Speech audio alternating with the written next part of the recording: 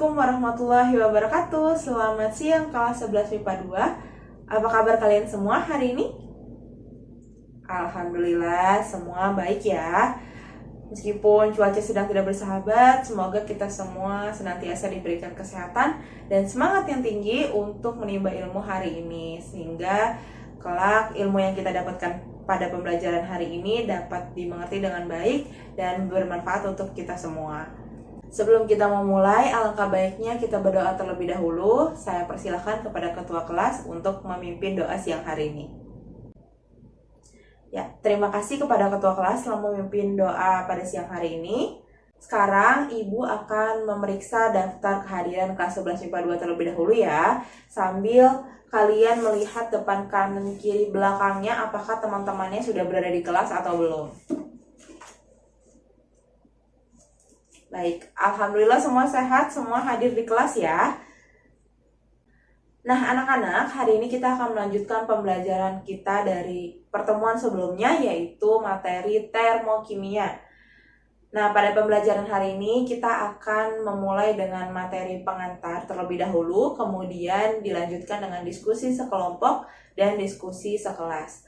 Tujuan pembelajaran pada hari ini adalah diharapkan anak-anak dapat memahami dan juga membedakan antara reaksi eksoterm dan juga endoterm dari fenomena pada kehidupan sehari-hari. Sekarang, sebelum kita membedakan reaksi eksoterm dan juga endoterm, Ibu akan mereview sedikit materi yang berkaitan dari pertemuan sebelumnya. Nah, berikut ini Ibu sudah sediakan gambar yang mana Ibu telah berikan pada pertemuan sebelumnya. Ayo diingat-ingat kembali. Jadi pada gambar ini menunjukkan hubungan antara sistem dan juga lingkungan, di mana di antara sistem dan juga lingkungan ini memiliki hubungan perpindahan kalor atau energi panas. Energi panas atau kalor ini dapat berpindah dari lingkungan ke sistem maupun dari sistem ke lingkungan. Nah, perpindahan dari sistem ke lingkungan ini biasa dikatakan juga sistem melepaskan kalor atau energi panas. Sementara perpindahan dari lingkungan ke sistem dapat juga dikatakan dengan sistem menyerap atau menerima kalor dari lingkungan.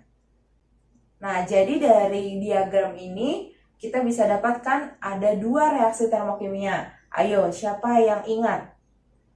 Ya, silakan Rizky. Ya, betul ya. Tadi Ibu juga sempat sebutkan bahwa ada dua reaksi termokimia, yaitu reaksi eksoterm dan juga endoterm. Di mana reaksi eksoterm ini merupakan reaksi di mana sistem melepaskan kalor atau energi panas ke lingkungan.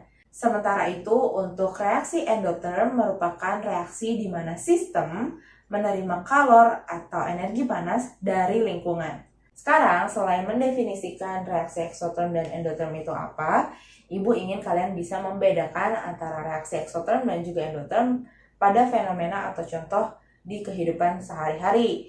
Nah, Ibu sekarang sudah menyediakan dua gambar. Di sini ada gambar yang pertama yaitu fenomena kayu yang sedang dibakar. Kemudian yang kedua adalah fenomena di mana air sedang dipanaskan di atas kompor atau air sedang dididihkan. Nah, jangan lupa mengenai definisi sistem dan lingkungan itu apa. Kita sudah pelajari pada pertemuan sebelumnya. Di sini, pada fenomena yang pertama, kayu, dan pada fenomena yang kedua, air, merupakan sistem atau objek yang kita amati pada suatu fenomena. Sekarang Ibu ingin dengar pendapat dari anak-anak semua.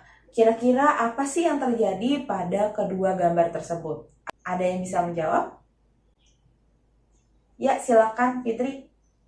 Oke, good point. Betul ya kata Fitri, jadi di kedua fenomena ini terdapat perpindahan kalor dan perubahan panas yang terjadi. Good point, dan kita harus menjelaskan lebih lanjut mengenai apa yang disebutkan Fitri tadi.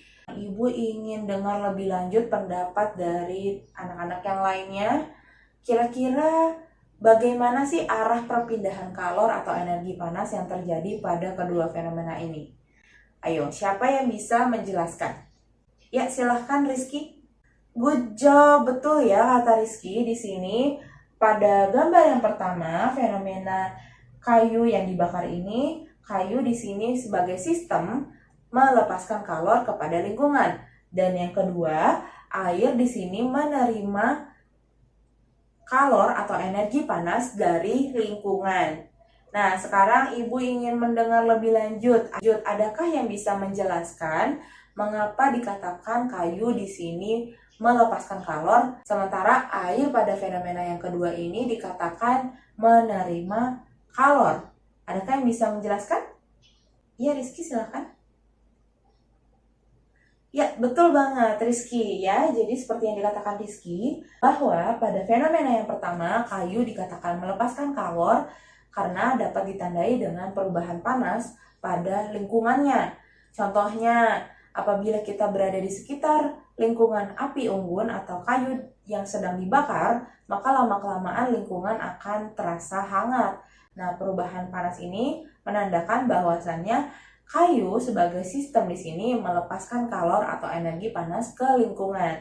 Sementara itu, pada fenomena yang kedua, betul seperti kata Rizky, bahwa air di sini menerima kalor ditandai dengan perubahan panas yang terjadi pada air tersebut, di mana di sini air menerima kalor dari api yang dinyalakan dari kompor.